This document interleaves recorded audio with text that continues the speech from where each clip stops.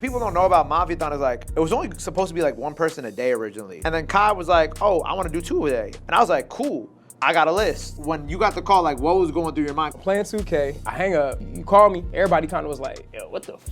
I got off that shit, my head started spinning. I'm like, Gabe trying to make sure this shit go well. So in my mind, I'm like, okay, I want to show up for my man. That's the beauty of music. There's so many highs and lows, but the one thing that is consistent between it all is you gotta stay ready. Shout out Marco Plus, because I was actually nervous to do the Man in the Garden at first. And when I seen Marco Plus go up there and authentically be himself, I said, oh yeah, it's time. I will say I am self-aware that I feel like my name is making its way into a lot of conversations and a lot of group chats. But I'm just worried about how can I keep improving and getting better at it and then just being impactful. You also had tweeted like, we definitely need a reset/detox era of hip hop right now. What Marco did up there was a fucking reset. What I did up there, what Ray Vaughn did up there was like that. I feel like there are so many lyricists who are really, really good and really, really care about this shit. And we just needed the platform for people to see that. Yep, welcome back to the Frequency with Gabe P, a podcast where I bring, artists, creators, just people who I think are extremely dope and talented and who I want to sit down and have a conversation with. Today, we have the one, the only, Chris Patrick in the building, my brother. How are we feeling today? My dog, how are you, man? I'm blessed, bro. How we feeling? I'm good, bro. I'm not gonna lie. Every time I get to come up here, it's a blessing. I know. I'm happy to have you. I feel like, I will say this. So, like, we'll talk, like,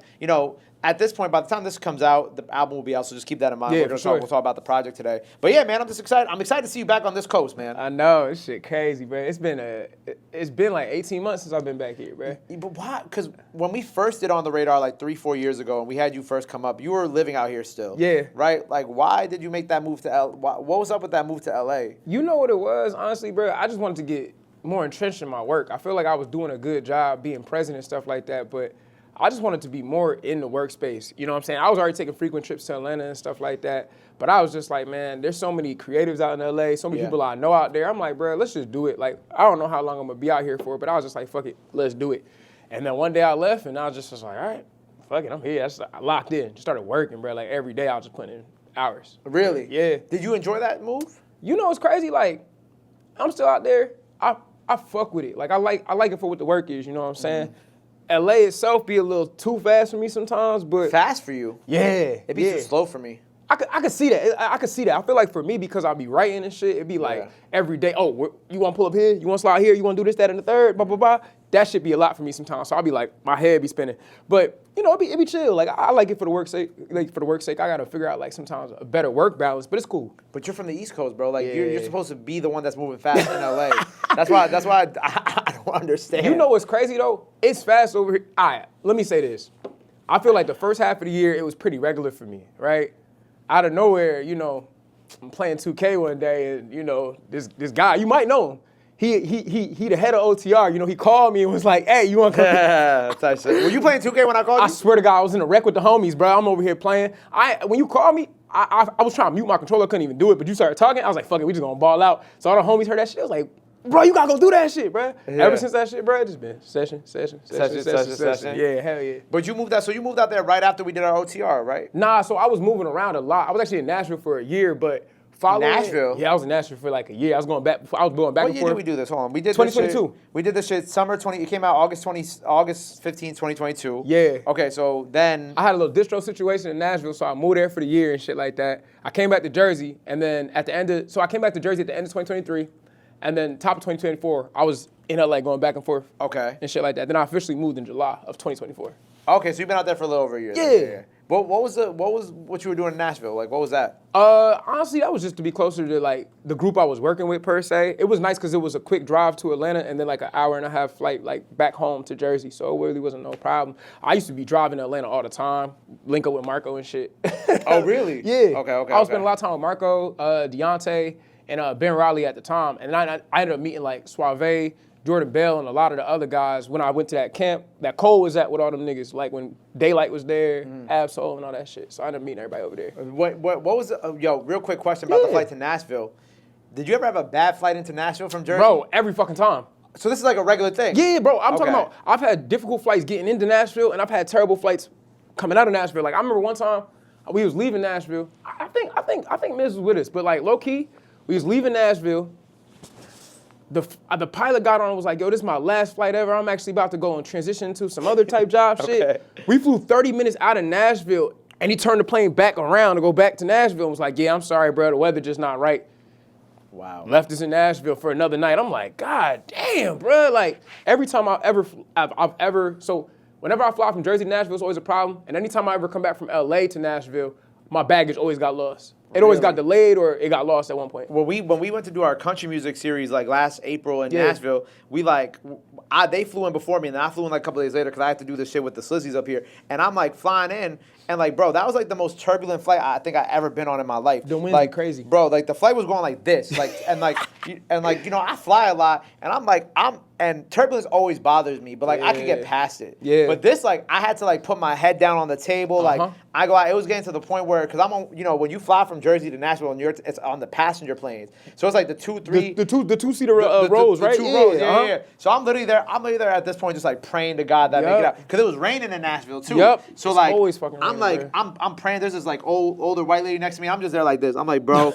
I was like, God. I had like X-Men on my iPad. I was like, God, please, please, please, make it stop. Like the plane was going like this. Yep. Everybody else was like, certain people were screaming. I'm just like, yo. And this lady calmed us out. I'm like, what the hell? So me and her like strike with a combo. I'm like, where are you from? She's like, I'm from Nashville. I'm coming back from Spain right now. And I'm like, is the flight always like this? And she's like, yeah. And then like the funny part is like, I guess we go to turn, like Nashville runway is over here. Yeah. We go to turn and like we all the way up here, like real high. And I'm looking down at the runway and I'm looking at where we are in the sky. I'm like, how the hell we go? Bro, I swear they be hitting it, bro. They died. They be doing the craziest shit coming into that shit, bro. I've seen one time, I don't know what was going on with the pilot, but like, like usually plane be falling like this. You'll see it sometimes tilt like this. Bro, I seen the plane, like the pilot was flying the shit to pull in. And we was like on a full horizontal, bro. I'm talking about everybody was like leaned over that shit. I'm like, yo, what is happening, bro? But that's just Nashville shit, bro. That's crazy. I never really got to talk to anybody else about that except for like the country artists, but we didn't really get into it. Funny enough, one of the country artists we worked with, he was telling us how he flew into Boston one time from Nashville.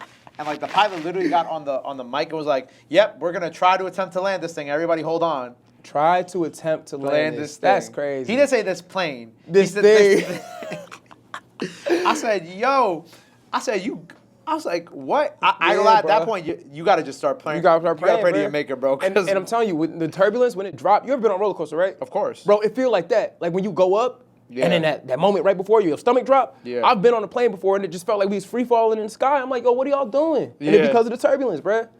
Never again, bro. When I went to, this last time I went to Houston, I like the plane did the thing, like did the thing, when it went up and it went down like this. It went up like that. It went up. It did this. Bruh. And I literally felt my stomach, and like the flight was smooth as hell. And I'm like, and I literally verbally, I remember I meant to keep this in my brain, but I verbally said it like in a mad panic voice, like, yo, what's happening? Yeah. And the lady looked at me like I was crazy. I'm like, yo, my bad, like my fault. I didn't mean to. I didn't mean to make you panic. It's just shit you would not expect on a plane, bro. Exactly. Like I feel you, bro. But anyway, so back like we got on a sidetrack. But yeah, so you go to LA, right? But kind of like before that, right? For the people who don't know, because we did an interview before, and it was like a 30-minute interview. But just to recap for the people who are just watching this because of the OTR or the new project or whatever, right?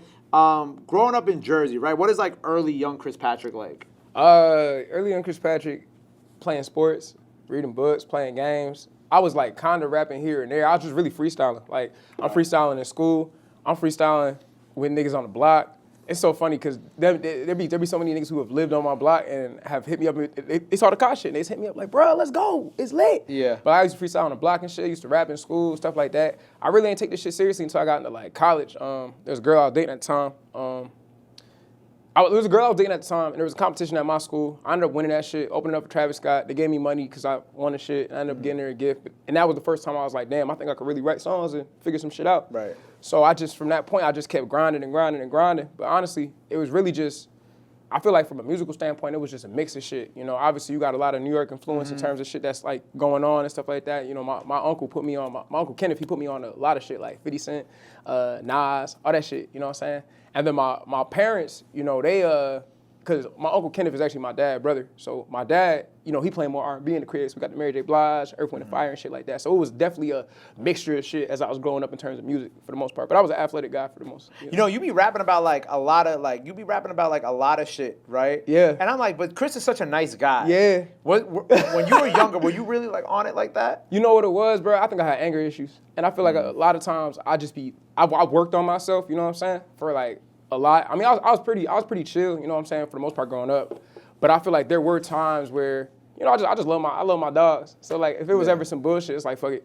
let's do it. Right. But I feel like I've worked on myself a lot to the point where like I'm chilling. So like when a Frankenstein comes out, you know what I'm saying? It's like you get to see sides of that. Them pockets I really don't be showing. Right, yeah, no, because like when you be like, sometimes you be rapping about stuff that you did when you was a kid. Yeah. And I'd be like, Chris such a nice guy. Like, you know what I'm saying? No, you feel me, right? Like you be like, yo, you such a nice guy. So it's like, it's kind of like hard for like, I would say it's hard for me to believe you, because I genuinely believe you, because I know people who have completely switched up. I really just been, honestly, you know what it was? I was more so out the way, and I was with a lot of people who was on a lot of fuck shit at the same time. Good people, you know what I'm saying? Good ass people.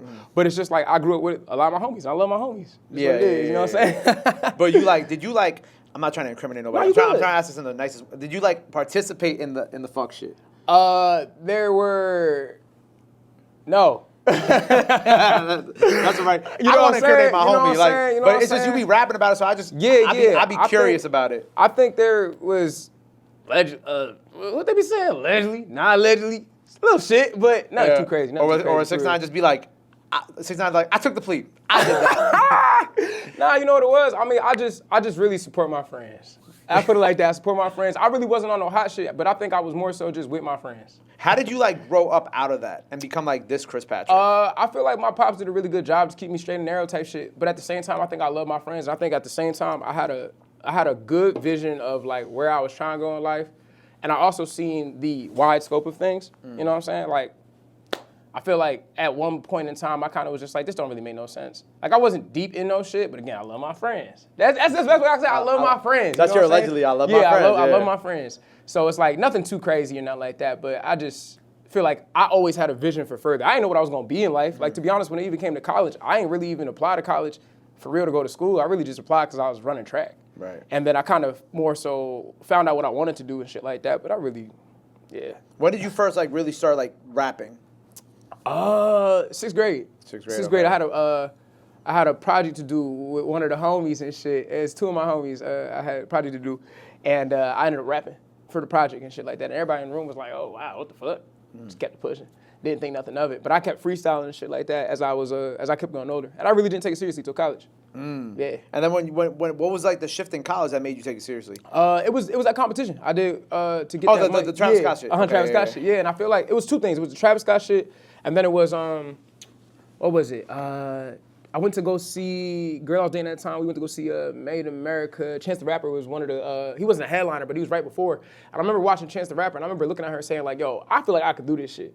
And I didn't understand it at the time, but I just was like, "Yo, that I still got the video on my phone of when I was videoing it." But I think actually I don't know if I got that video somewhere because I switched phones and shit. But I just remember seeing that nigga Chance up there, and I was like, damn, I feel like I could do this someday. Not on some like, oh, if Chance could do it, I could do it, but it's just like something about that moment made me realize like, yo, I feel like if I really want to be happy in life, I got to go for whatever that nigga going for. So I just kind of started telling myself I want to start writing songs. And I think the summer after that, started writing and all that shit. What was like the first song you ever put out? Do you remember? It was, I actually did like a freestyle over like Sideline Story. And I actually performed that shit in that competition. Actually, so it was called R Factor. I went to Rider University, and you know how they used to have X Factor? They used to have like a trial round. We had the trial round, and I had did my Sideline Story in that trial round, and everybody was like, whoa, this is fucking crazy. Made it on to the next round. Ended up winning it after that, like a couple weeks later and shit like that, but it was a J. Cole Sideline Story.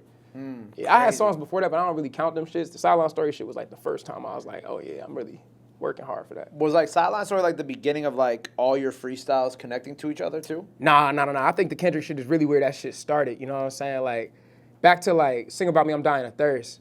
And I feel like when I look at those Kendrick freestyles, I feel like the best way to make sense of it when I say like they all connect, I feel like it's really just an outline that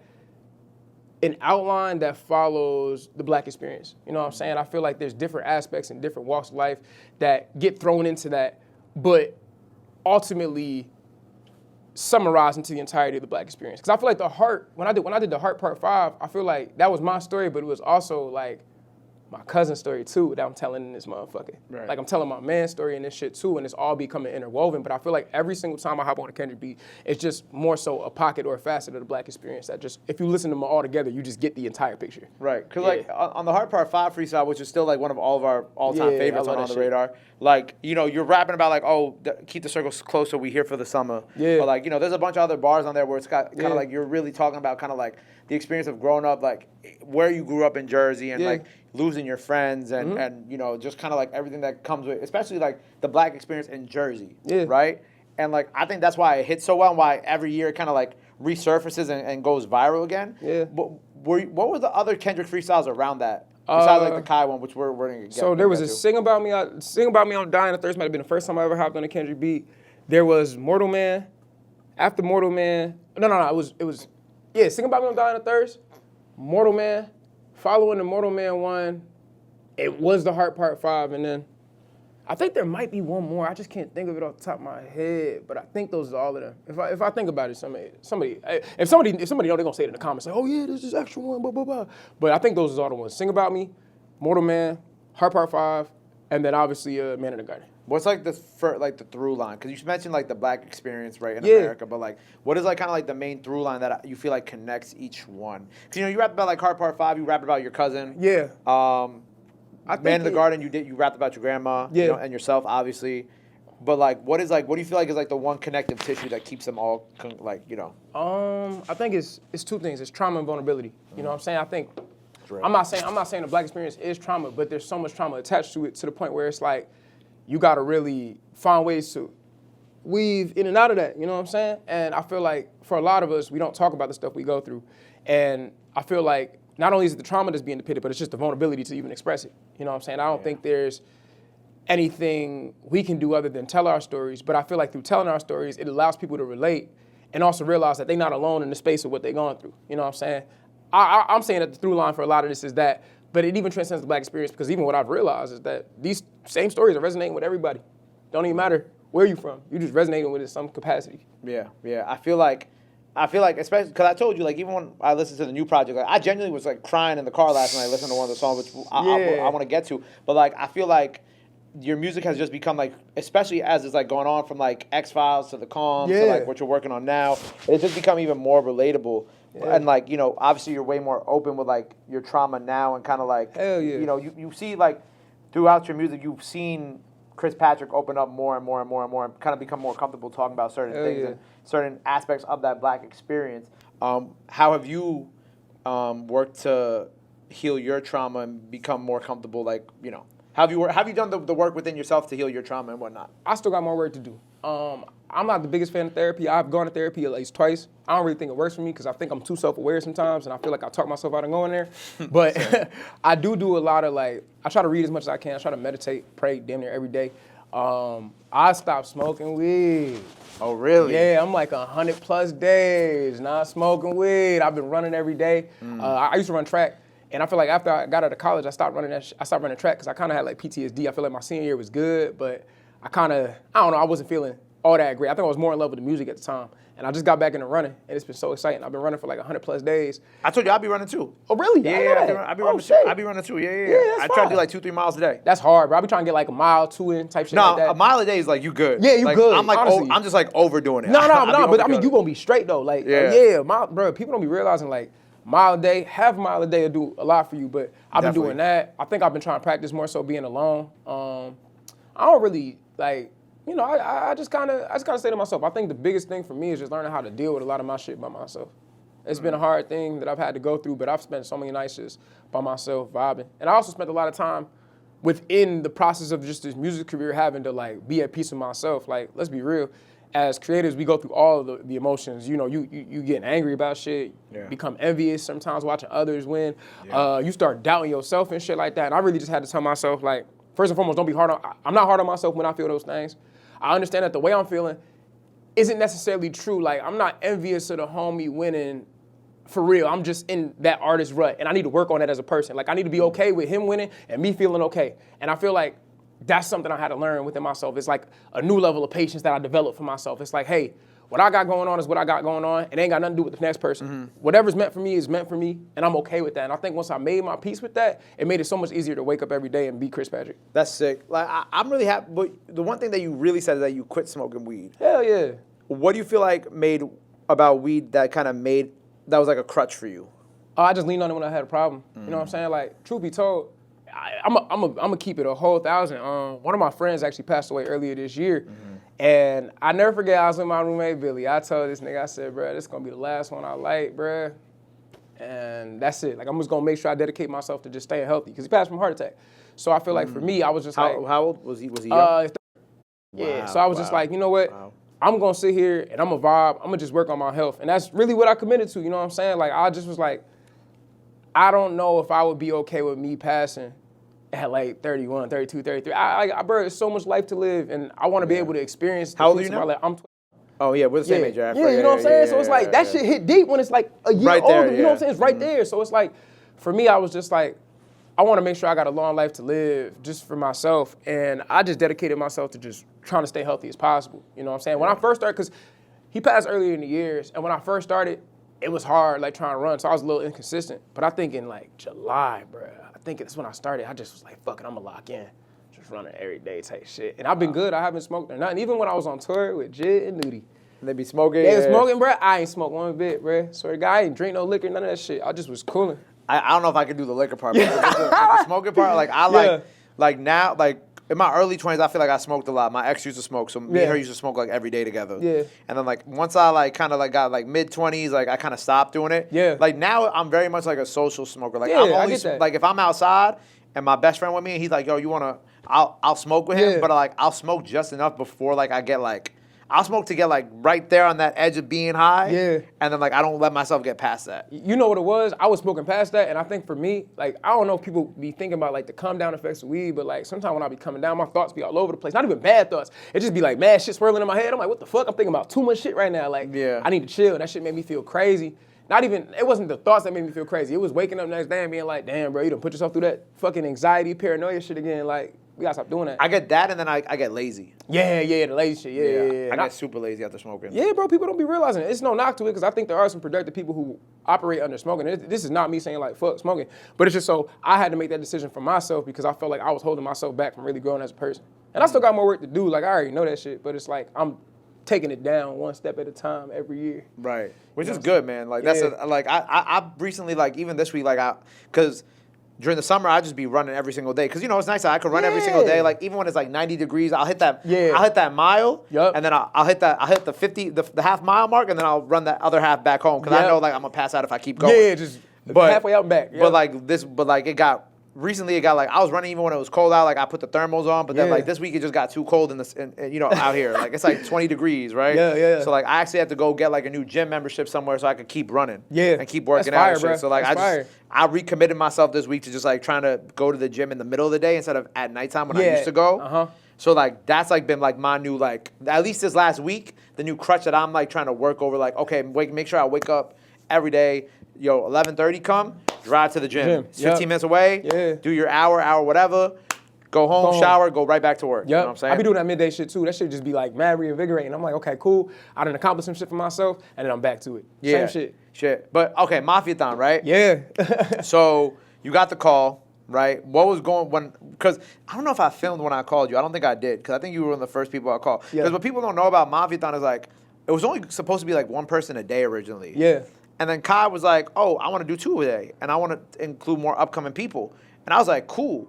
I got a list. Like, you know what I'm saying? I got a list that I felt like would encapsulate everything. You know, I did like our Midwest shit. I did kind of like, you know, JDX never miss him, viral white boy, but he hard. Like, I'm like, I gotta give him a shot because he's just dope. And I was like, I thought like the first 2 lyricists, like real proper lyricists that came to my mind when I thought about it was you and Marco, right? So I was like, okay, I'm gonna call you and Marco to cover that genre of rap. Literally. And like, so like when you got the call, like what was going through your mind? Because you kind of talk about it on like the first track of the new project. But like verbally, like what were you thinking about when you got that call? I'm playing 2K. I hang up. I'm in a wreck. I got like 4 points. I'm like motherfucking like 2 for 10. Niggas was not passing me the rock. They like, man, fuck you. My nigga Tay was like, this nigga CP ass, bro. I'm like, hey, bro, chill. I'm just trying to get it together. And then boom, you call me. Everybody kind of was like, yo, what the fuck, bro? You gotta do that shit. I swear that was my last game I played.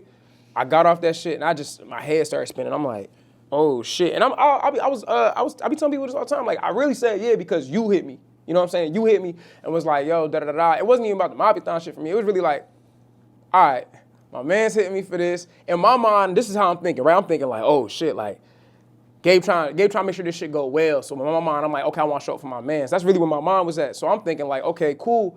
I want to get this shit right. From that moment, turn the game on, bro, started pinning. Swear to God, I did not stop, bro. I was literally working on that Man in the Garden shit until like maybe 3 days before. You had like the most heads up out of everybody that we called too. Like I gave you like 3 weeks. Yeah, like 3 weeks, bro. But I gave you 3 weeks. I knew what I was gonna do though. Like with them 3 weeks, I said, yeah, I'm pulling up. I'm going crazy. And I'm telling you, like I had so many, bro. People don't know this shit, but like I have so many revisions to that shit. When I did that shit live, I'm literally like, bro, I have so many different lines. The version we got. I'm happy that's the version we went with, but there was points where I was just plugging in lines, bro, because I knew I had certain shit I could have said, but I didn't say. But that version that came out, the best version it could have possibly been, bro. Because I was just nervous. I'm like, bro, I don't know what the fuck is going on. I'm literally at my part-time job, writing this shit, rehearsing this shit during lunch. Driving back home, rehearsing this shit during lunch, all that shit, writing this shit. I was rehearsing that shit like every day, bro. I did not want forward. Bro, you called me, I was like, bro, because I don't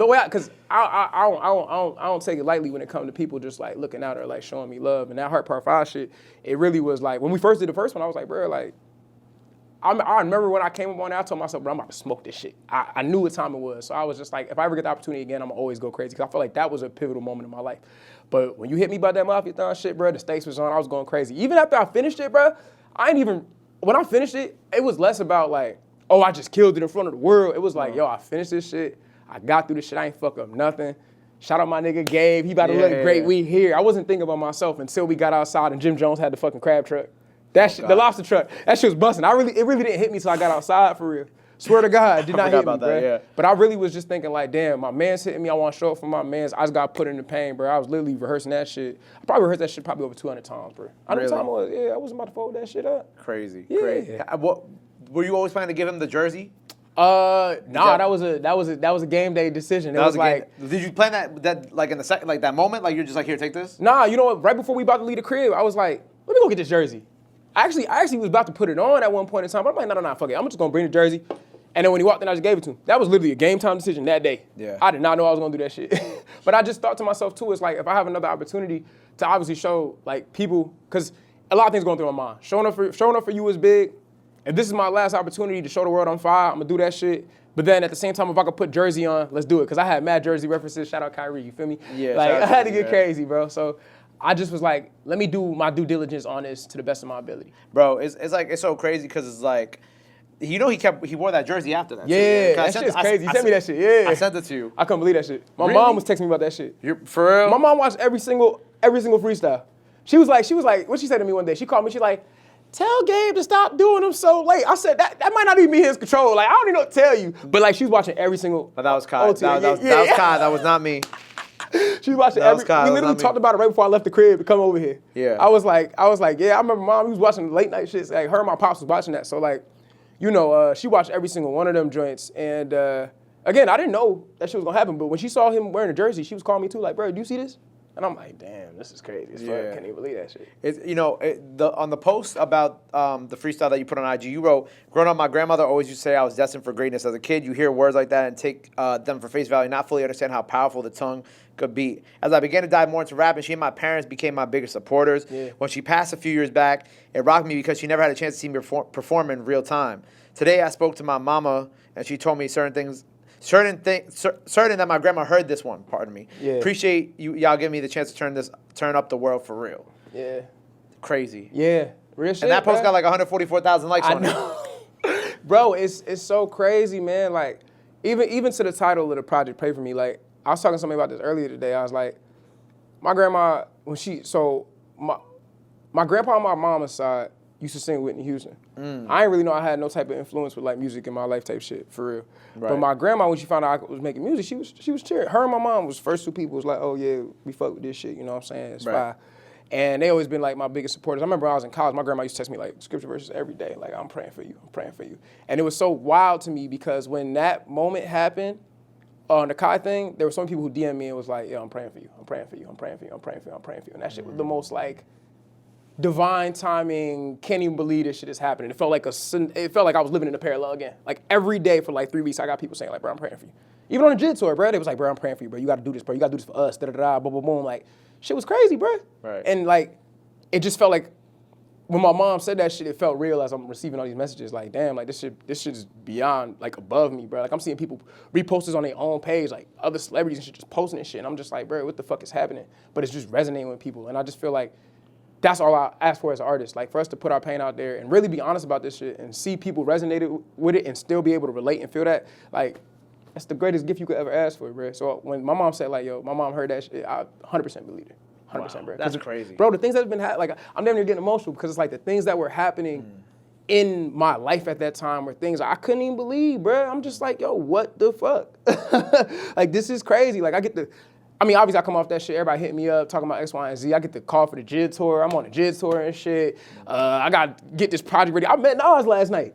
Oh, I seen that. No bullshit, that shit crazy. Like, what? So I'm just like, man, like, it really do feel divine. Because Jordan showed Nas the freestyle, right? Yeah. That happened, right? Yeah. Shout out Jordan, man. Shout out Jordan. Shout out Jordan. That's my dog, for real. And I think he had listening party last night at Mass Appeal. And we kind of got it late because I flew, like, United and EWR crazy. Hell. United, y'all work on that shit. But we got there in time. Pulled up on Nas. Nas knew who I was. We just were chopping up. He like, bro, you hard. Like, keep going, keep being great. Blah, blah, blah. I took a picture of all that shit. Crazy as hell, bro. Yeah. But it's just like, damn, like, I went from, like, literally sitting in my part-time job to just like, oh, we back in this shit again. And I think that's the beauty of music. There's so many highs and lows. But the one thing that is consistent between it all is you gotta stay ready. Yeah. Because imagine if, like, you hit me and I'm like, I get like fucking cold feet or some shit. Yeah. Like, nah, I had to show up.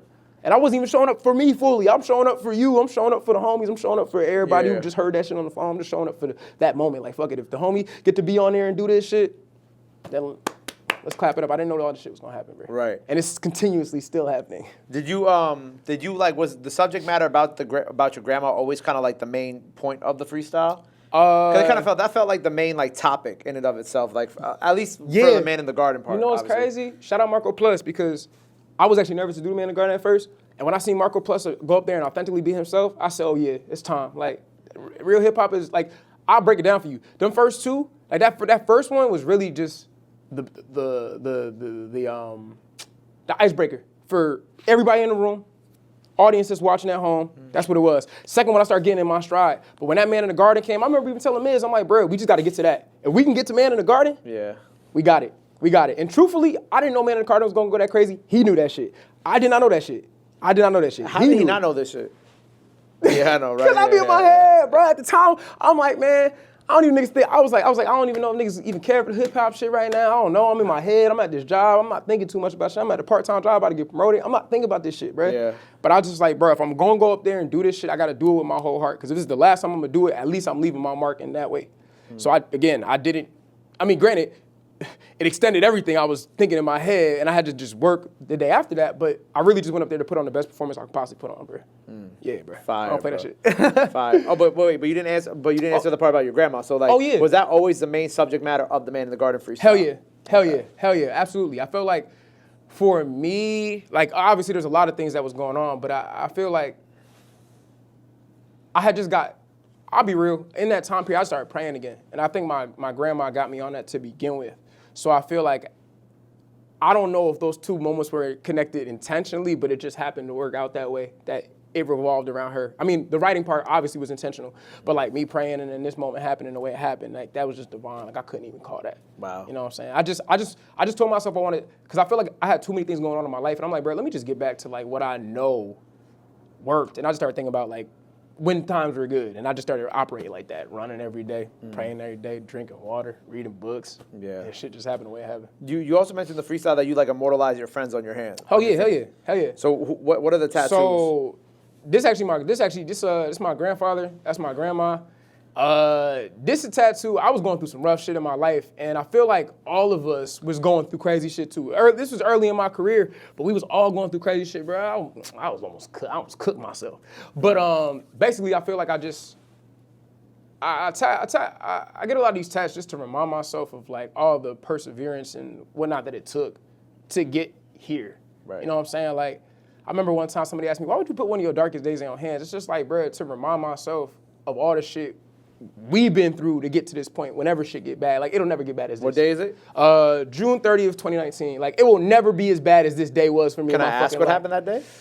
Oh man, I guess the best way to sum it up, I was going through too much shit in my head, bro, and I was just like, damn, I'm at the super breaking point. But I think I caught a chill down my neck, right in my deciding factor point, and I just was like, damn, that might be God. So let me chill the fuck out and just take a day to breathe. If I still feel the same way tomorrow, then fuck it. But I woke up the next day and was like, all right, I want to be better for myself. And I just remember telling myself, like, bro, it will never be as bad as this day, ever. Like, I could be dead broke. It'll never be as bad as this day. Right. I could go be with the love of my life. She break up with me. It'll never be as bad as this day. I can stop rapping tomorrow. It'll never be as bad as this day, bro. That's how I look at this shit. Like, it'll never get as bad as this. So, like, when it do get bad, it just be a reminder, like, all right, bro, it's always gonna get better. Because it has. It continues to get better. There's always highs and lows in life, highs and lows in your career. It's never gonna be as bad as this. It's never gonna be as bad as this day. Hell yeah, bro. I tell myself that shit all the time when it get bad. It's never gonna be as bad as this. Wow. With the JID tour, was that indirectly because of Mafiathon, or was that like how did that end up? No, because I'm actually wondering. Nah, for real. You know what? I don't know. I just think there was so much happening. So I believe one of the openers on the tour, he couldn't make it no more. So I think just my name was just in the air, buzzing at the time. And so, you know, shout out Barry and Zeke, they hit me and was like, yo, I know this last minute, but like you want to come fuck with us? I'm like, of course. What the fuck, bro? I was literally you know what's wild? It was what day was that? All right, so Monday was the Mafiathon. Wednesday, I ended up calling out of work because M-Tech, he worked on Man in the Garden, was like, hey, I want to get up with you. Like, let's go link in the studio. Let's go work on some shit. Ended up working on shit. He actually produced The Mayor. That's on the project. You know what I'm saying? Okay, so that was fire as fuck. Mayor's a great song. Yeah, him and my homie Ice, they produced that shit. And I remember I was driving to another session with Tech. I'm like, oh, I'm about to go link up with Tech. Boom, boom, boom. And then Zeke texted us and was like, hey, bro, I know this last minute, but come fuck with us. We had like 7 days out. I think when Russ called us for the tour, we had like 10 days out. With JID and them, we had like 7 to 8. So it's always these last minute calls, but I fuck with it. I appreciate it because we just boom, boom, boom, get ready and get straight to it. Yeah. How many days did you do? I did 11. It was me and Suave on the first 11, and then Marco popped in after us. Yeah, he did a few. Yeah. I gotta ask, did you quit the part-time job? Hell yeah. Hell yeah, bro. It's crazy because when I got back, actually, it's funny because we was all joking on tour like, oh yeah, he about to quit. I'm just, I'm bullshitting with everybody thinking like I'm about to quit, da-da-da. I didn't think I was. And then I got back to the crib and I'm like, yeah, this shit getting too crazy, bro. It's getting too crazy. I got off the tour. Bro, I have so many beat packs right now I gotta go through. Fucking insane. I'm probably not gonna go through them until like next week. Like after the project drops, I'm gonna just sit down and just go through everything. But bro, like my phone has nonstop. Besides like the JID stuff, like what do you feel like has been like the craziest moments that have come from the Mafiathon? Russell Wilson hit me up, crazy as hell. Okay, that's a bar on the project. Yeah.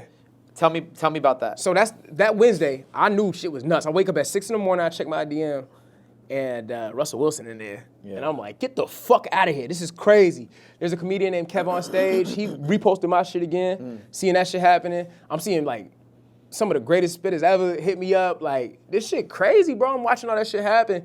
But that Wednesday, that's when I knew shit was getting crazy. When I got back from the JID tour, I obviously had to quit that shit. But just crazy things. Conductor sent the pack through. Right. So many producers been hitting me up. I gotta get back to Elite work with Cole. I got some shit I got to work on with Elite. Like, so many crazy things have just been happening, bruh. I know niggas got the freestyle over the dot. DJ Head told me that. Man. I was just like, hey, bruh, like, hey, man. Well, he's seen it. Yeah, he's seen it. So I'm like, hey, bruh, that's, most we could do, which I'm super grateful for. Chopped it up with I was at the JID show in LA. I popped out just to, Marco was there. I went to go pop out, show him love. Ran to Eve. Eve showed me a lot of love. I thought that was nice. Super, super dope. Yeah, man, it's just a lot of people showing love, and I'm just grateful. You know what I'm saying? Like, I'm grateful for the love. I don't think it make or break me. Like, if nobody said nothing, I would have been totally fine too. But I'm very grateful that people are able to see that, like, I've been here. Right. That's amazing, man. Yeah. That's amazing. What did Russell Wilson say? He was like, bro, this is hard. Like, keep going. Like, you absolutely killed this. And I was just like... Such a random person to hit you up, but also super fire. Yeah, bro. And it's like, it's 6 a.m. LA time, so it's 9 a.m. here, obviously. And I'm like, all right, cool. If this is what you want to start your morning off with? Fuck it. With that, you know what I'm saying? I listened to it while I was running today, so you know what I'm saying? I listened to it today, too. You did? Yeah, I listened to it today, too. I was driving, and I'm like, damn, this shit crazy, bro. Like, wow. Like, I was listening to it, and I was like, I can't even believe this shit. It feels surreal sometimes. Yeah. Watching that shit, because I'm like, this don't even feel like me. Yeah. I'm thinking to myself, how I even tap into that place, but...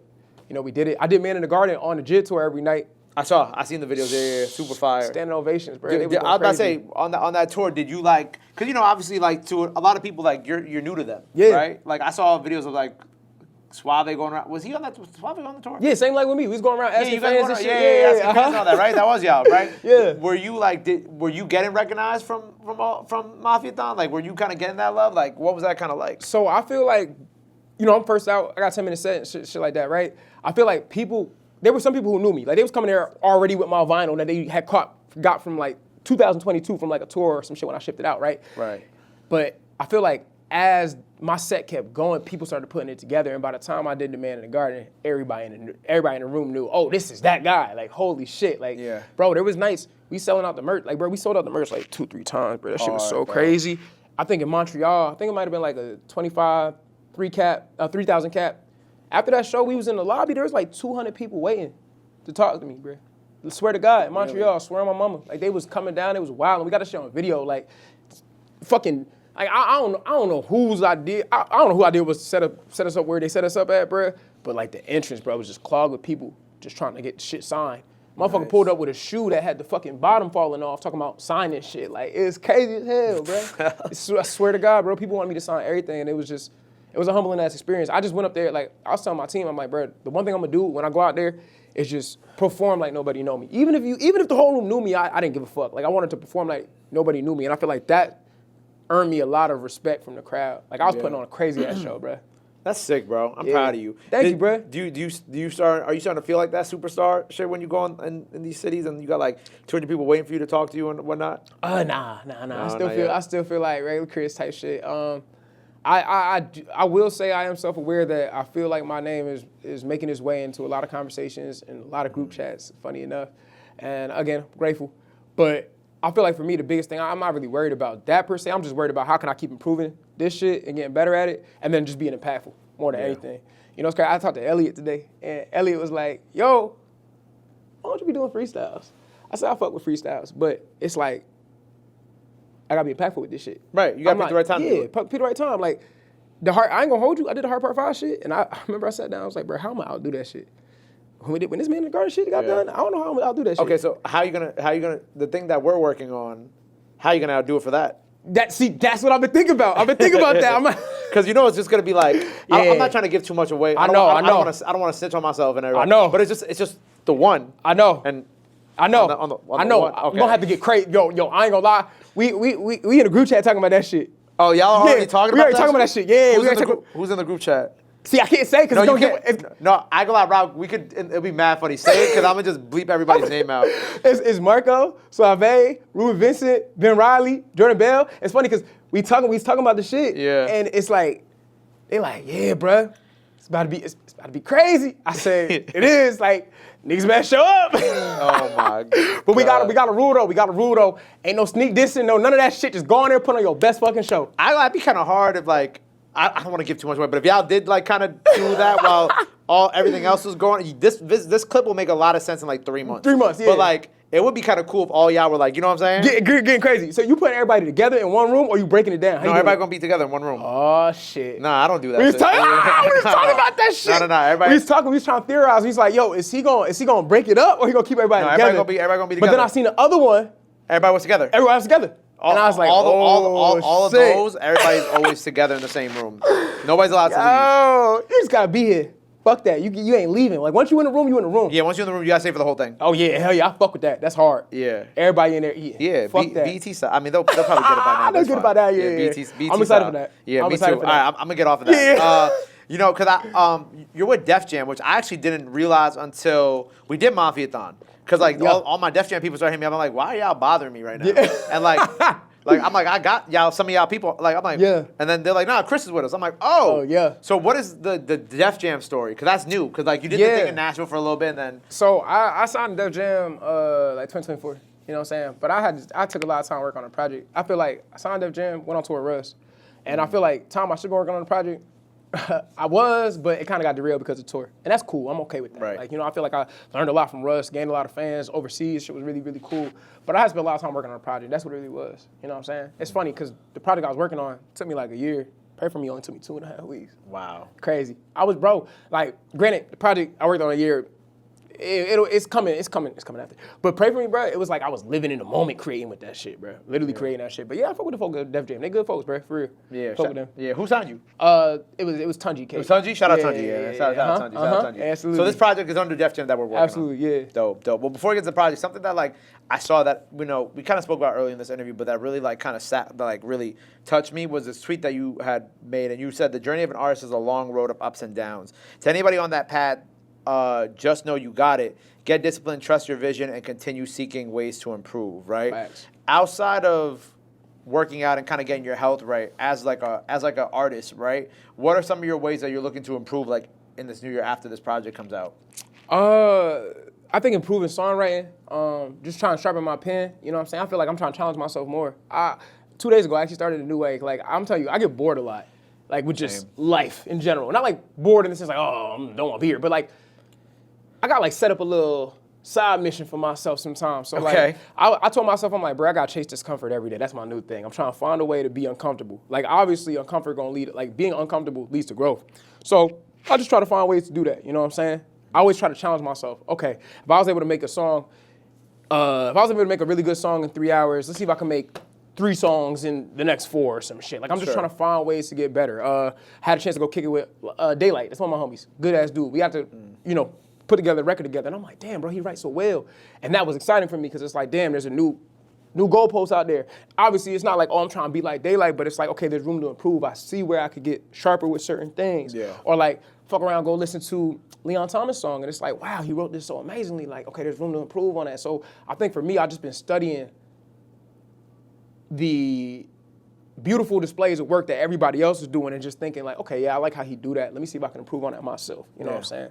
I think I'm a very good writer. I think I'm an amazing writer, shit. But it's just like there's always levels to this shit. It's always more levels you can go. So I think for right now, I'm really just trying to improve my skill set in all ways, shapes, and forms. I think what made me a good writer a long time ago, me and Deontay Hitchcock, I tell this story a lot, but we used to do Versa Days. We did Versa Days for like 60 plus days. And that shit got me super fucking sharp back in like 2020. We did another round back in like 2021. And I feel like shit like that helps me as a competitor, a writer, just an artist, rapper, get better. You know what I'm saying? I feel like there are a lot of people within the sport who sometimes just do it and they continue to do it because they've gained a fan base and, they're getting paid from it, which is fire. Sure. But I feel like for me, I just want to get back to the era where niggas care about this shit. You know what I'm saying? Like, all the niggas, Drake, Kendrick, Cole, all them niggas care about this shit.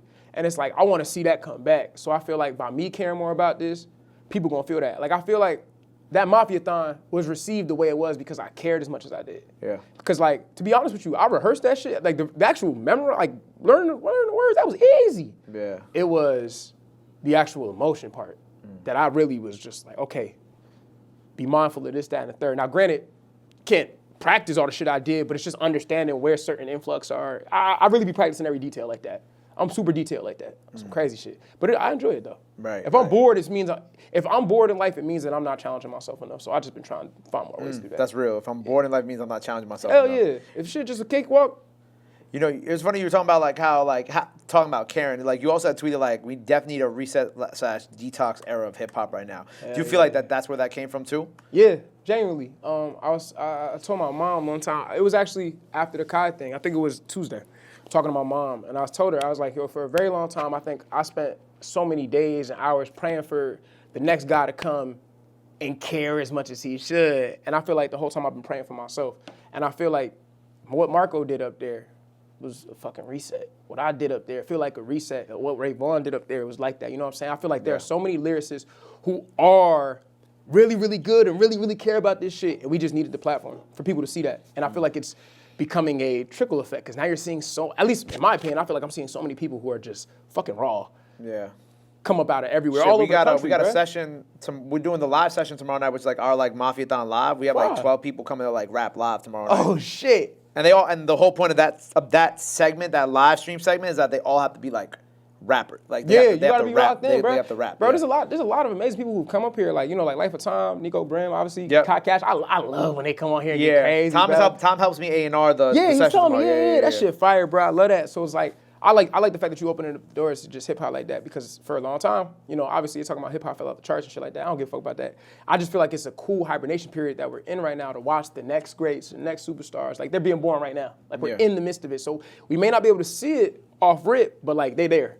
They're slowly building, and I'm excited for the next 5 years because we're gonna see people just popping out and emerging. Right. You know, when it comes to your albums, as we get ready for like Pray For Me, right? You know, X-Files was in 2022, right? Yeah. The Calm was in 2024, right? X-Files, I feel like, was such like a big moment for you, right? Because that album, I remember when it came out, and it was around the time of the Freestyle too, and like it was so well received, right? And then you kind of went into like a hibernation. Yeah, like you man. kind of like, you know, it's 2 years between projects isn't like, you know, that's not uncommon. I love this. But like you know, you're young at that time, so it's like it makes sense for you to like kind of keep going and being in front of everybody's faces. Yeah. What was happening within your life between X-Files and The Calm that like made you kind of like take that step back? Honestly, you know what's crazy? We actually had a whole project finished. It was just it was a distro situation. It was we was in a little shitty distro situation. We couldn't drop. So that's really what it was. But I remember after we got out of that shit, I remember telling Miz, I'm like, yo, we not going a year without dropping ever again. Right. So 2024 we did The Calm. Project got pushed back because we had a lot of clearance issues. So I was already like a little upset because I'm like, bro, I can't keep doing this 2 year shit. Yeah. Mafiathon shit happened, boom, here we go. We back outside again. Another project done. So now we on pace. 2024 project, 2025 project, 2026 project. Like we here. So it's like for me, I'm not about to stop dropping. I'm about to flood this shit. I'm never doing no, we're going away for 2 years. Unless motherfuckers catch like some crazy cult classic, we outside, like we on some like world tour shit. Yeah. I'm every year, bruh. I don't got no time to be fucking sitting around taking 2 years like that, nah. So the distro joint just kind of kept pushing everything back. Yeah, honestly. It was a weird situation we had to get out of. And shout out to them people, because they're not bad people or not. It's just the way business kind of ended up falling. Right. But yeah, I just was like, damn, this kind of fucked us up. Because we had a whole project ready. Swear on everything I love. Had a whole top to bottom. Right. Yeah. Well, as we enter the Pray For Me era, right? Because by the time people see this Pray For Me's out, you started it with Ramen Noodles, right? Yeah. Ramen Noodles was like the very beginning, and Yeah. like on that song, you made like a very strong statement that you don't give a fuck about anybody that y'all claiming is next, right? Why did you want to come out the gate swinging that hard? I mean, it was after Mafiathon, so I understand. Yeah. But break that down a little bit to me, like, you know what I'm saying? I feel and like, why you don't care? Yeah, you know, I really don't give a fuck about who they claiming next, because I feel like there's a lot of amazing people in this bitch, bro. But I just want to show people I care more. Fuck it, bro. I don't care. I don't give a fuck about who y'all calling as your next one. It don't matter, because I'm about to show y'all what this shit really look like. And I think there's a bunch of lyricists that's coming with me who about to do the same exact shit. You know what I'm saying? I feel like for me, it's not about, fuck him, I'm here. It's like, nah, whatever they doing is cool, but there's a whole wave of people that's on the way that's about to smoke shit, like the Marcos, the Suaves, the Benz. Mark Lux project just dropped fucking crazy, Redville, Mavi. Like, there's a whole wave of niggas that's on the way that fucking care. And that's what I feel like the sentiment was. Like, I feel like people may not interpret it like that, but I feel like I was speaking for all, like, the whole new generation. I don't give a fuck about no nigga that y'all claiming next, because this whole new wave about to come in and sweep all that shit up. Literally. That was good. And then you followed that up with the Conductor track with Hell Frankenstein. yeah. Conductor. So first of all, I'm not mad, but like, Conductor kind of took my plan. Yeah, I know. You know what's crazy? It's wild because, like, I was talking to Marco and I'm like, bro, like, let's, because we was both with the shits. But then the JID tour came up, and that's what it was. Like, that shit started happening. So if I had 7 days out from the JID shit, the Conductor shit hit me like probably the day after the JID shit. Right. And it was like, all right, let's get it done. Right. Let's lock in. Like, I think I sent Marco the record a day before I went on tour. Swear to God, like, it was, you know, we just sent that shit. Yeah. But yeah, we talking about that shit, because I was like, bro, we gotta get this. Nah, it's okay. No, on some real shit though. Me and Marco was like, bro, we gotta come through again for you, like 100%. Right, which is what we're gonna do. Yeah, we're gonna gonna do the thing next month. Yeah. I'm sorry. No. But how did Conductor and like how did that relationship kind of happen with you, Marco, and him? So Conductor had sent some beats over to Tundio a minute ago, like when I was on the Rush tour, rapped on a couple of them shits. You know what I'm saying? I actually ended up meeting him at I think it was a Kid Super event in New York. Didn't even think he remembered me. So after the Mafiathon shit, Conductor sends a pack over. We get crazy. He came back out to LA, ended up linking up with him. I didn't even think he remembered me. He like, yeah, bro, I remember you from the Kid Super event, bro. Y'all been going crazy, bro. The Mafiathon shit was amazing. Boom, boom, boom. Sick. And honestly, Marco didn't even know Conductor. I hit Marco up and was like, bro, like, I feel like this is a moment in hip hop for us. If anything, I feel like that's my brother for real. Like I've known Marco for 5+ years at this point. I'm like, bro, if there's anybody I want to share this moment with, shoot my nigga. Like, come on, like let's get crazy. Fuck this hook shit. Let's just rap. Yeah. And bro delivered, bro, on everything, bro. Like, and that's what it mean to me. You know what I'm saying? Like, even to go back to that statement of like, I don't give a fuck about no nigga that y'all came next. Like, bro, the new wave is coming. Marco, one of them niggas, bro. I didn't want to share that moment with nobody else. And I feel like we smoked that shit. And I feel like it's just a statement to just the idea of like how much niggas care. This new wave of people care about hip hop, bro. Yeah, I agree. I agree. So as we go into Pray For Me, right? Because like every time you gave it to me yesterday, I've been listening to the project like when I've been driving. So I haven't had time to like write down a bunch of notes, right? You good. But I kind of want to go like track by track on it. Yeah, right? let's do it. And you kind of like break down the ideas behind it, what people can expect, For sure. so on and so forth. So the first one is, make sure, tell me if I'm saying this wrong. Asar's Prayer? Asar's Prayer, right? So break this one down, because this was the one that you shot at me and Kai out on, which we appreciate you. Absolutely. But yeah, go ahead, break it down. So what happened was, this is around the time project get pushed back. I'm a little feeling defeated. My homie Asar from Chicago, he flew out to LA. He just stayed with us for a week. It was me, Asar, and the homie Billy.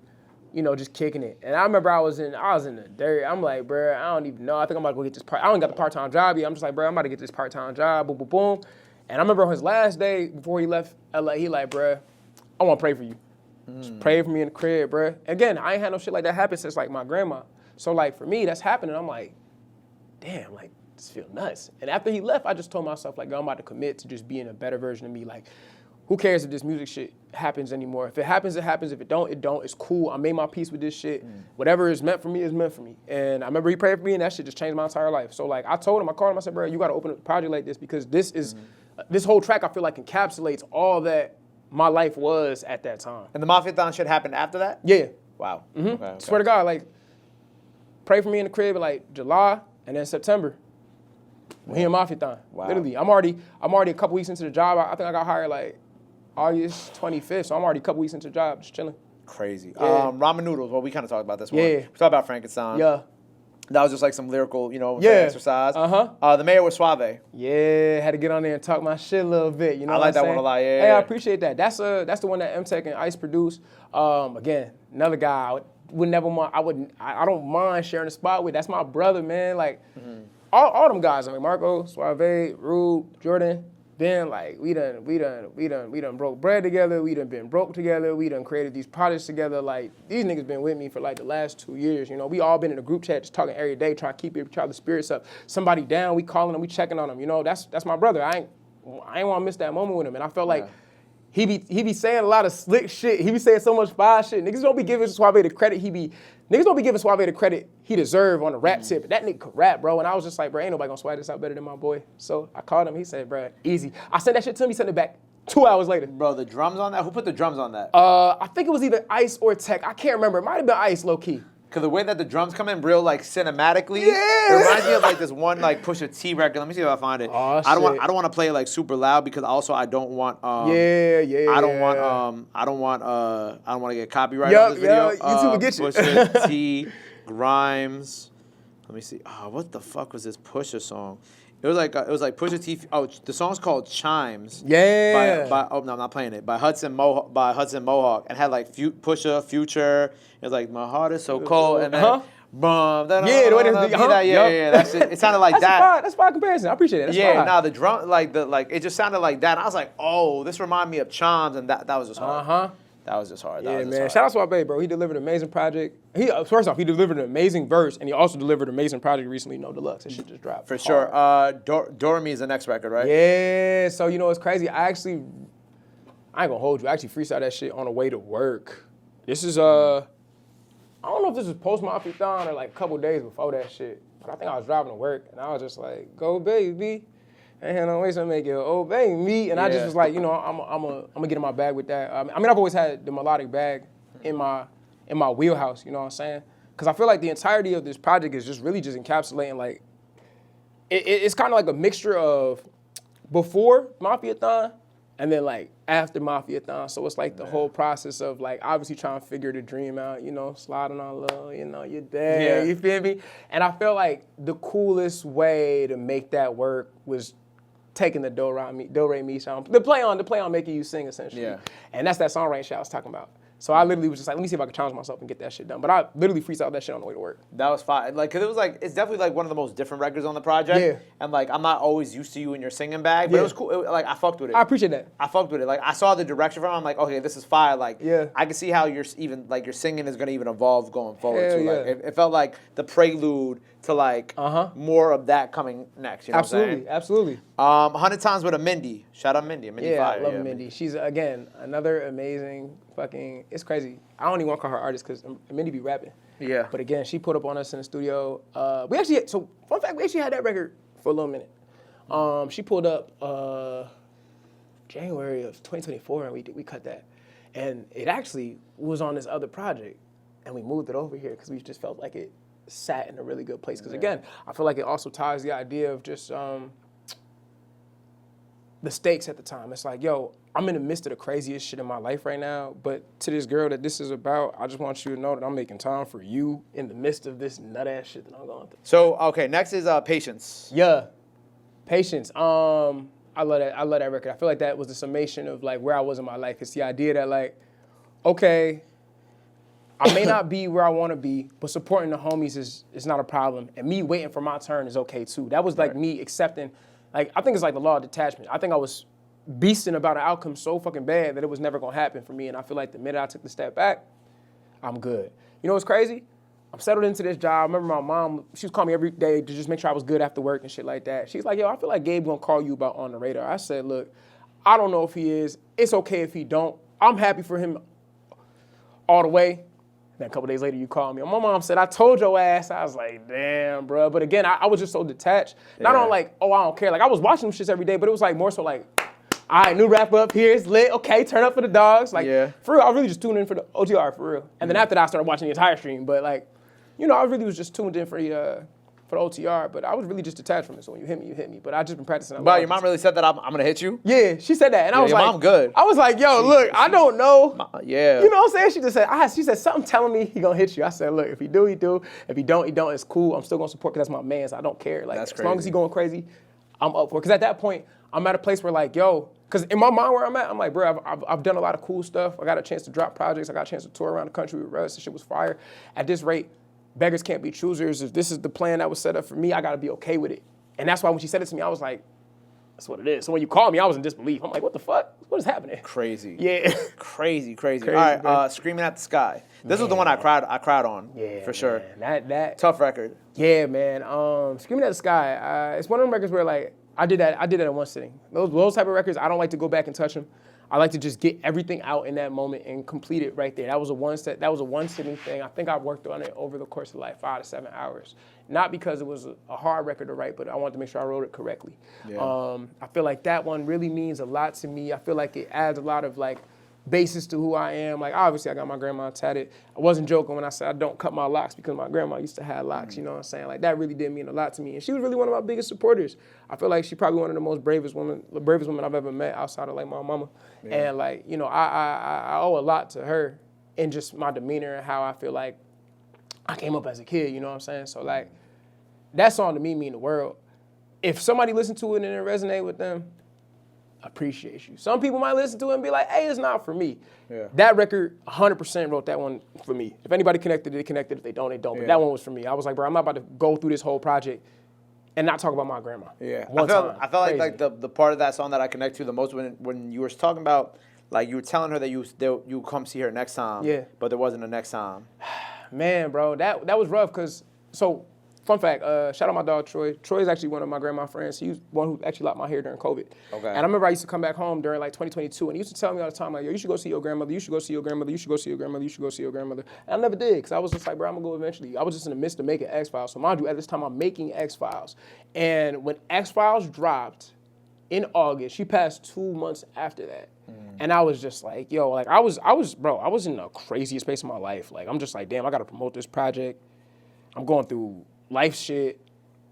I never forget it. We went to go hoop on a Thursday. I come back, my dad and my mom sat me down in the kitchen, told me that shit. I broke down. I'm like, damn, I feel like a jackass. Like I just finished this project, we dropped it. I'm feeling good in X, Y, and Z, and I put off all of this to make this music thinking I had way more time, and that shit just fucked me up. So like, for a long time, I'm be honest with you, I think that entire 2023 and 2024, Didn't even really talk about my grandma. I didn't talk about my grandma. Yeah, I never heard you talk about her. Yeah, I've never talked about my grandma. I thought about her and stuff like that, but I never talked about it. And I feel like 2025 was, even before we got to Man in the Garden, it was just a moment where I was like, bro, I got to be real with myself. Like, I could have been better as a grandson. And I don't hold hold regret against myself because like things happen. It's what it is. But I just told myself like I want to do a better job to show up for everybody that is still present in my life to the best of my ability. I may not.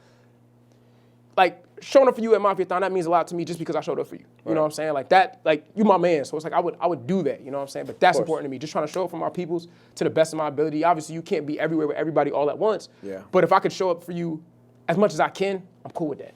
As long as niggas know I fuck with them and I'm showing them that, I'm cool with it. I just don't want to ever be at it. Even my mans who passed this year, again, somebody I should have showed up for, but I just never came back to Jersey for a little bit of time. It's like, bruh, I got tired of feeling regret for not being there for people who passed away. It's like, bruh, if I'm gonna do anything, I just gotta keep showing up for people. I don't care if it fucking drives me mad or burns me out. I will show up for people just because I don't wanna have to live with that feeling of, damn, I should've, I could've, I would've. Like, nah, fuck that.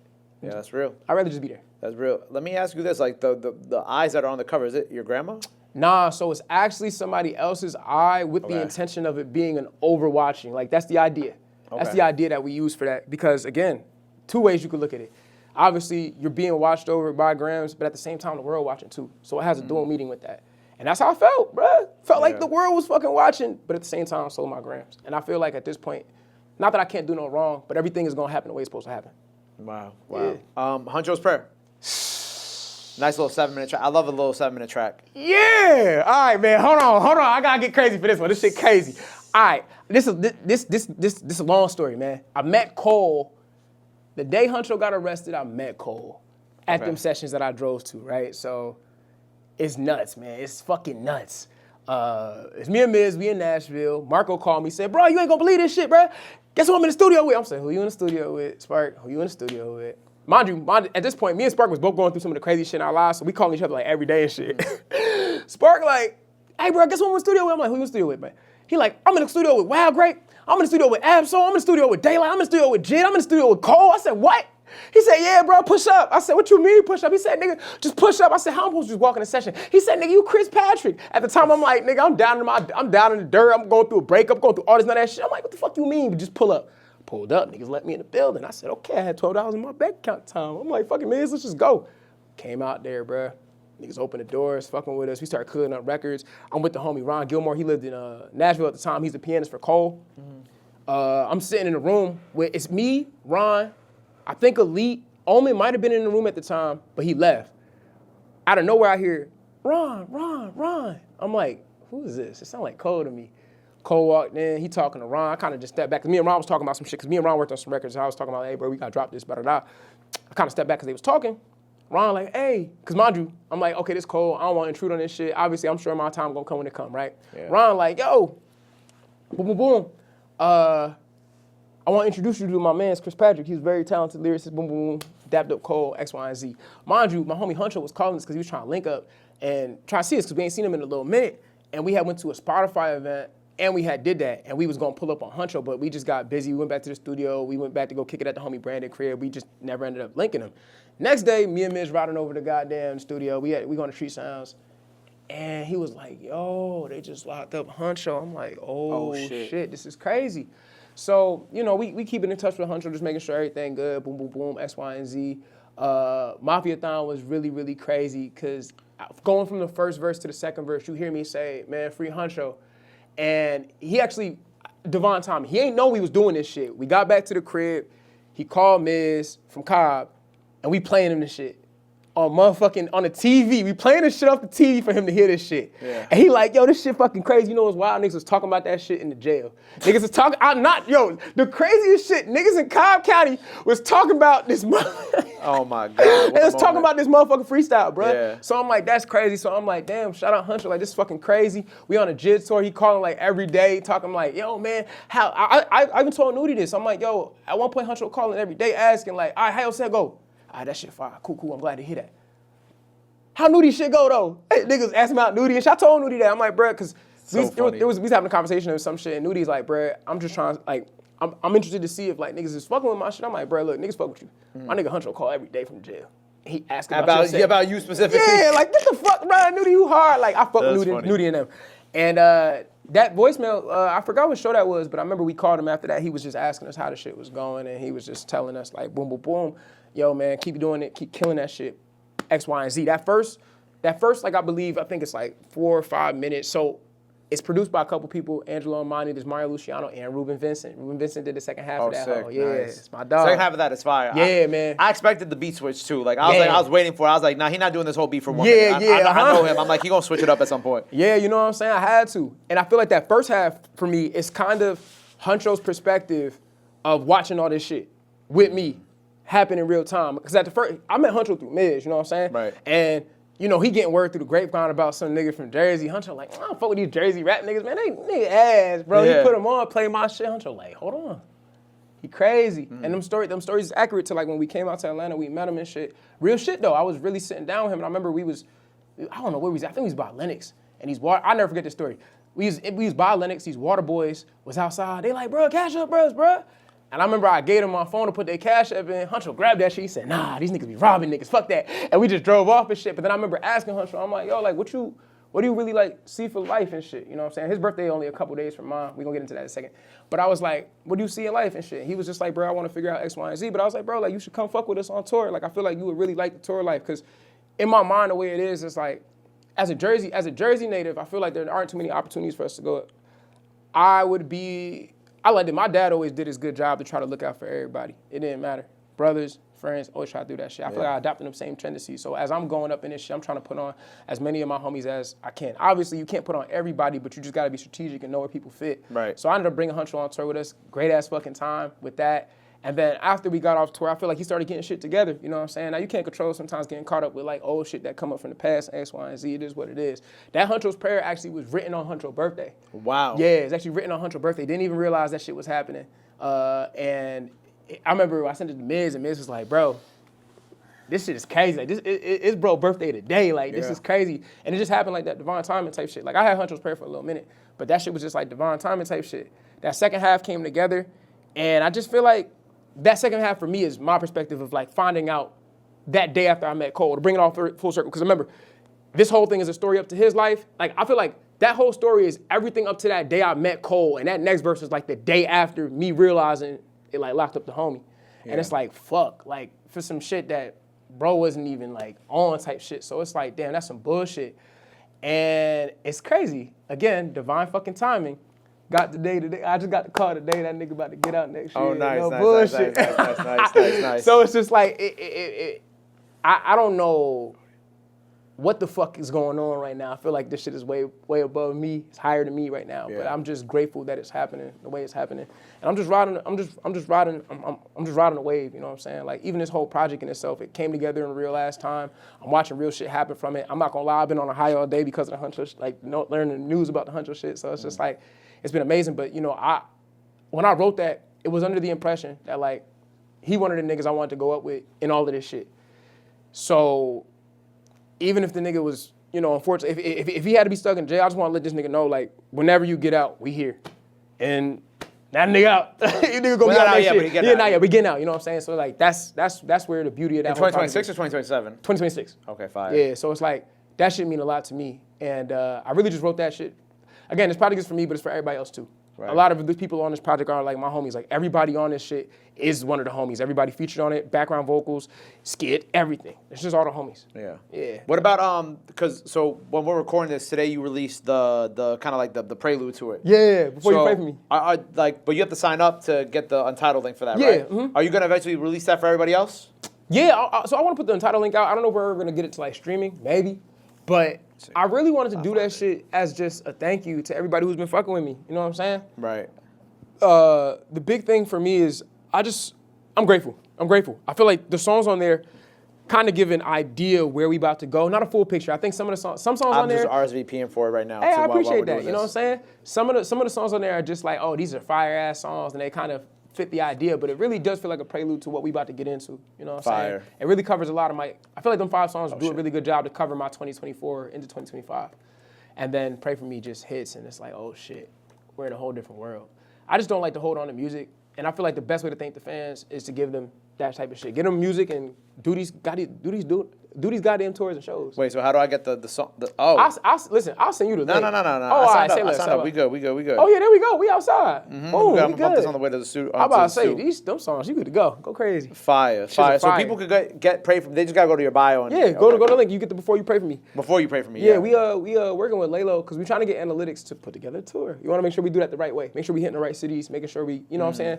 I feel like there's a tour idea. You can bleep this one out too, but me, Marco, Suave, we're doing a 3-man cold headline tour. Oh, that's hard. And we doubling back to hit a lot of the cities that showed us a lot of love. We're trying to do that shit in like March. So like even when you came and hit us about the freestyle, I'm like, oh, this shit perfect. Let's do it.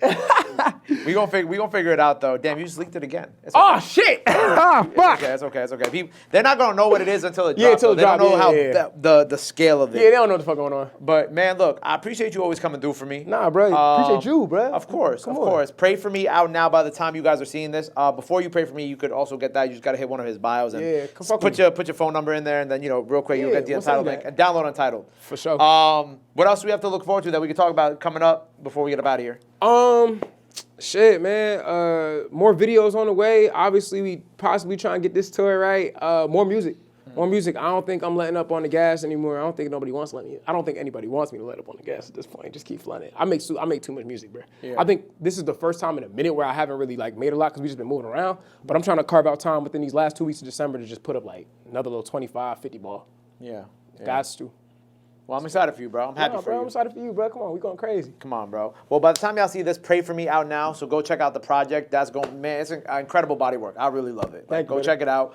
I deadass texted Rob about it last night. Like, I was driving home, I'm like, Rob, this shit is so fucking amazing. Thank you, bro. So definitely go check that out. Make sure you go follow my brother Chris. Is it still just Chris Patrick? Ex-Chris Patrick, yeah. Ex-Chris Patrick on everything. So make sure you go follow him. If you ain't see the Mafiathon Freestyle, I don't know where you've been at, but go check that out. That's, of course, out now. And until next time, you know what I'm saying? Love is free, support is free, but y'all already knew that. Chris Patrick, The Frequency. Pray For Me out now. Go check that out. Yes, sir. My brother Love. Jersey. My dog. Yes, sir. Free serve.